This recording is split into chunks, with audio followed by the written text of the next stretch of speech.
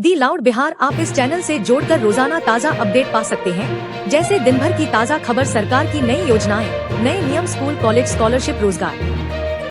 चिराग पासवान का विधानसभा चुनाव लड़ने का संकेत। केंद्रीय मंत्री और लोक जनशक्ति पार्टी रामविलास के प्रमुख चिराग पासवान ने बड़ा राजनीतिक संकेत देते हुए कहा कि वे अब केंद्र की राजनीति में नहीं टिके रहना चाहते और बिहार में सक्रिय राजनीति करने की इच्छा रखते हैं।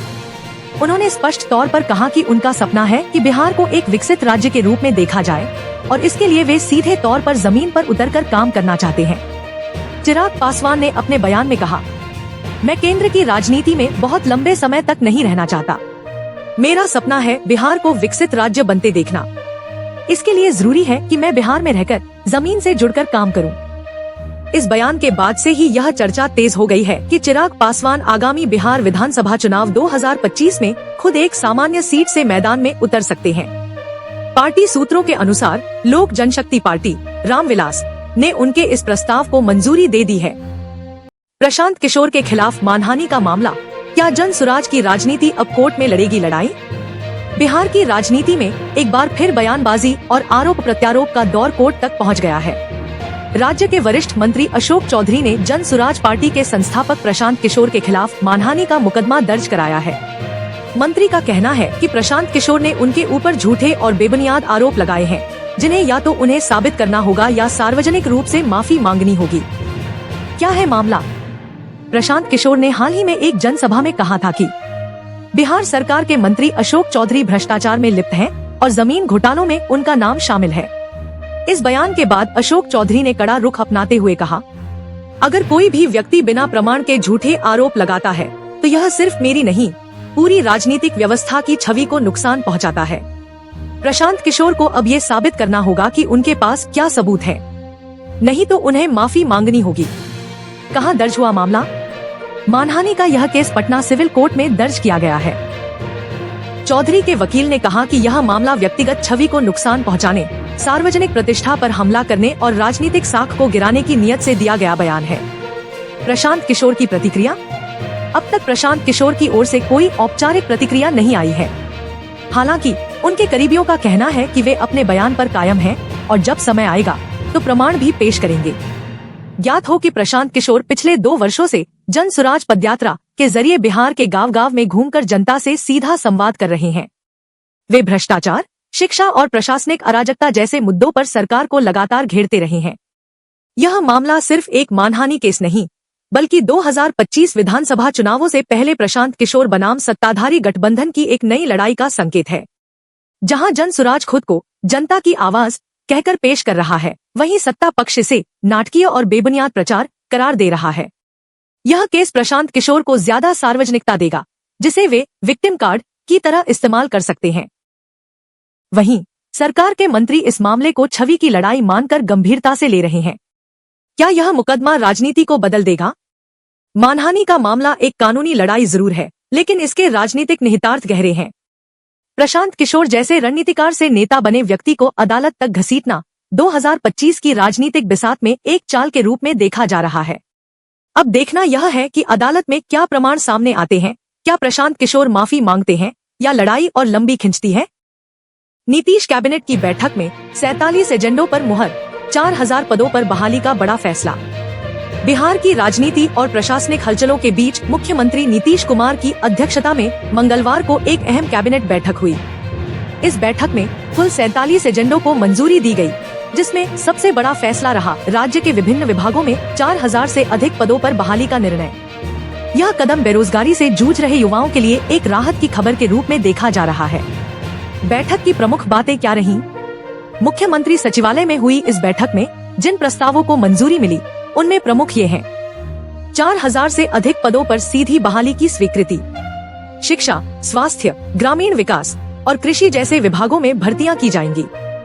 इससे राज्य में प्रशासनिक सेवाओं की गुणवत्ता सुधारने में मदद मिलेगी। पथ निर्माण विभाग के लिए नई परियोजनाएं स्वीकृत। कई जिलों में सड़कों की मरम्मत और विस्तार को मंजूरी मिली। ग्रामीण संपर्कता बढ़ाने के लिए विशेष बजट जारी किया गया। राजस्व और भूमि सुधार विभाग में तकनीकी कर्मचारियों की बहाली। जमीन की ऑनलाइन म्यूटेशन और नक्शा भूलेख सुधार से जुड़े कामों में तेजी लाई जाएगी। शहरी निकायों के लिए विशेष वित्तीय पैकेज की घोषणा। जल निकासी, ठोस कचरा प्रबंधन और स्ट्रीट लाइट जैसी योजनाओं के लिए अतिरिक्त फंड मंजूर। क्या बोले सरकार के प्रवक्ता? बैठक के बाद सरकार के आधिकारिक प्रवक्ता ने बताया, मुख्यमंत्री नीतीश कुमार युवाओं के रोजगार और शासन व्यवस्था की सुचारू कार्यप्रणाली को लेकर लगातार सजग हैं। इस बैठक में लिए गए फैसले बिहार के प्रशासनिक ढांचे को मजबूत बनाएंगे और आम जनता को सीधे लाभ पहुंचाएंगे। बेरोजगार युवाओं के लिए उम्मीद की किरण। राज्य में लंबे समय से सरकारी भर्तियों को लेकर असंतोष और विरोध जारी था। इस कैबिनेट बैठक के फैसले के बाद माना जा रहा है कि आने वाले 2-3 महीनों में बहाली प्रक्रियाओं की अधिसूचना जारी की जा सकती है। इन भर्तियों में स्थानीय युवाओं को प्राथमिकता दिए जाने की संभावना है। इसमें शिक्षकों, स्वास्थ्य कर्मियों, कृषि सहायकों, इंजीनियरों और क्लर्क पदों की प्रमुखता हो सकती है। विश्लेषकों के अनुसार यह फैसला 2025 विधानसभा चुनावों को ध्यान में रखते हुए लिया गया है। राज्य सरकार अब युवाओं को रोजगार और विकास के मुद्दे पर साधना चाहती है। जहां विपक्ष लगातार सरकार को बेरोजगारी, महंगाई और कानून व्यवस्था के सवाल पर घेरता रहा है, वहीं यह कदम सरकार के लिए कॉरिगेटिव स्ट्राइक की तरह काम कर सकता है। क्या बदलता दिखेगा बिहार? नीतीश सरकार के इस फैसले से एक ओर जहां युवाओं में उम्मीद की नई किरण जगी है, वहीं प्रशासनिक तंत्र को भी नई ऊर्जा मिलने की संभावना है। अब सबकी निगाहें इस पर हैं कि इन बहालियों की प्रक्रिया कितनी तेज, पारदर्शी और निष्पक्ष होती है। मुजफ्फरपुर दुष्कर्म पीड़िता की मौत, स्वास्थ्य मंत्री मंगल पांडेय की पहली प्रतिक्रिया। बिहार के मुजफ्फरपुर जिले में 26 मई को हुई 9 वर्षीय बच्ची के साथ दुष्कर्म की घटना ने पूरे राज्य को झकझोर दिया है। इस विभत्स घटना के बाद बच्ची को गंभीर हालत में पटना मेडिकल कॉलेज एवं अस्पताल (PMCH) में भर्ती कराया गया था, लेकिन तमाम कोशिशों के बावजूद 2 जून को उसकी मृत्यु हो गई। अब इस मामले पर पहली बार राज्य के स्वास्थ्य मंत्री मंगल पांडेय की प्रतिक्रिया सामने आई है। स्वास्थ्य मंत्री ने बच्ची की मौत पर दुख जताते हुए कहा, यह घटना मानवता को शर्मसार करने वाली है। सरकार ने बच्ची के इलाज में कोई कसर नहीं छोड़ी, लेकिन हम उसे बचा नहीं सके, इसका हमें बेहद दुख है। हम पीड़ित परिवार के साथ हैं और अपराधियों को किसी भी हाल में बख्शा नहीं जाएगा। उन्होंने यह भी स्पष्ट किया कि पीड़िता को PMCH में विशेषज्ञ डॉक्टरों की निगरानी में रखा गया था। राज्य सरकार ने इलाज के लिए हर जरूरी संसाधन मुहैया कराया था। पीड़िता के परिवार को सरकारी सहायता प्रदान की जाएगी। स्थानीय प्रशासन के अनुसार बच्ची के साथ रेप करने के बाद आरोपी ने उसे फेंक कर छोड़ दिया था। गंभीर आंतरिक चोटें लगने के कारण उसे तत्काल पटना रेफर किया गया था। बिहार पुलिस ने इस मामले में तेजी से कार्रवाई करते हुए मुख्य आरोपी को गिरफ्तार कर लिया है। SSP मुजफ्फरपुर के अनुसार आरोपी से पूछताछ जारी है। फास्ट ट्रैक कोर्ट में केस चलाने की तैयारी है। पुलिस मेडिकल रिपोर्ट, फॉरेंसिक सबूत और गवाहों के बयान के आधार पर जल्द से जल्द चार्जशीट दाखिल करने की कोशिश कर रही है। बच्ची की मौत के बाद मुजफ्फरपुर समेत पूरे बिहार में जनाक्रोश देखने को मिल रहा है। कई सामाजिक संगठनों और महिला अधिकार कार्यकर्ताओं ने इस घटना की CBI जांच की मांग की है। सोशल मीडिया पर justice for Muzaffarpur girl trend कर रहा है। लोगों का कहना है कि बलात्कारियों को फांसी नहीं, सार्वजनिक सजा मिलनी चाहिए। विपक्षी दलों ने सरकार पर महिला सुरक्षा को लेकर सवाल उठाए हैं। RJD और कांग्रेस नेताओं ने कहा कि बिहार में बेटियां कहीं भी सुरक्षित नहीं हैं। JDU और BJP नेताओं ने मामले को गंभीर बताते हुए कहा कि सख्त कार्रवाई सुनिश्चित की जाएगी।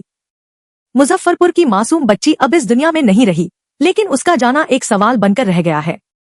क्या बिहार में बेटियां सुरक्षित हैं? क्या अपराधियों को समय पर सजा मिलती है? क्या सिस्टम संवेदनशील और सक्षम है? अब जब स्वास्थ्य मंत्री की प्रतिक्रिया आ चुकी है और प्रशासन सक्रिय है, तो जनता की एक ही मांग है, तुरंत न्याय और ऐसी सख्त कार्रवाई जो फिर कोई ऐसा अपराध करने से पहले 100 बार सोचे। पटना में खान सर की शादी का रिसेप्शन, तेजस्वी यादव का गिफ्ट बना चर्चा का केंद्र। बिहार के लोकप्रिय शिक्षक और YouTube एजुकेटर खान सर की शादी का रिसेप्शन हाल ही में पटना में आयोजित किया गया। इस खास मौके पर राजनीति, शिक्षा और डिजिटल मीडिया जगत की कई जानी मानी हस्तियों ने शिरकत की, लेकिन सबसे ज्यादा चर्चा में रहा राजद नेता और पूर्व उप मुख्यमंत्री तेजस्वी यादव का गिफ्ट, जिसे लेकर सोशल मीडिया पर तरह तरह की चर्चाएं हो रही हैं। खान सर का रिसेप्शन पटना के एक प्रतिष्ठित होटल में हुआ, जिसमें शामिल हुए तेजस्वी यादव, पूर्व उप मुख्यमंत्री, राजद नेता, विजय सिन्हा, विधानसभा अध्यक्ष, मनोज तिवारी, सांसद, भाजपा, कई यूट्यूबर्स और शिक्षाविद, हजारों की संख्या में छात्र और प्रशंसक। तेजस्वी यादव का गिफ्ट बना सुर्खियों में क्यों? तेजस्वी यादव ने खान सर को एक संविधान की सुंदर कवर वाली विशेष प्रति और एक पर्सनलाइज्ड लकड़ी की फ्रेम में शुभकामना संदेश भेंट किया। इस गिफ्ट के साथ उन्होंने जो संदेश लिखा उसने सबका ध्यान खींचा। ज्ञान बांटने वाला शिक्षक देश का सबसे बड़ा नेता होता है। आपको शुभ विवाह की बधाई और भावी जीवन के लिए शुभकामनाएं। इस गिफ्ट को लेकर सोशल मीडिया पर लोग कह रहे हैं, तेजस्वी यादव ने बहुत सोच समझकर गिफ्ट दिया है। ये सिर्फ गिफ्ट नहीं, एक राजनीतिक संकेत भी हो सकता है। खान सर की लोकप्रियता को देखते हुए यह कदम सॉफ्ट कनेक्ट की रणनीति हो सकता है। राजनीति और शिक्षा का यह मेल क्या संकेत देता है? विशेषज्ञों के अनुसार तेजस्वी यादव का यह कदम नौजवानों से जुड़ने की एक कोशिश भी हो सकता है। खान सर की लोकप्रियता खासकर युवा वोटरों में बहुत अधिक है, जिसे राजनीतिक दल नजरअंदाज नहीं कर सकते। वहीं खान सर ने भी पूरी विनम्रता से सभी नेताओं की उपस्थिति को छात्रों के सम्मान के रूप में देखा। रिसेप्शन से जुड़ी तस्वीरें और वीडियो इंटरनेट पर तेजी से वायरल हो रही हैं। खान सर और उनकी पत्नी की पहली झलक से लेकर तेजस्वी यादव के गिफ्ट तक सब कुछ चर्चा में है। खान सर का रिसेप्शन निश्चित रूप से उनके जीवन का निजी पल था, लेकिन इसकी सार्वजनिकता और इसमें नेताओं की भागीदारी इसे राजनीति, शिक्षा और जनभावना के मिलन बिंदु में बदल देती है।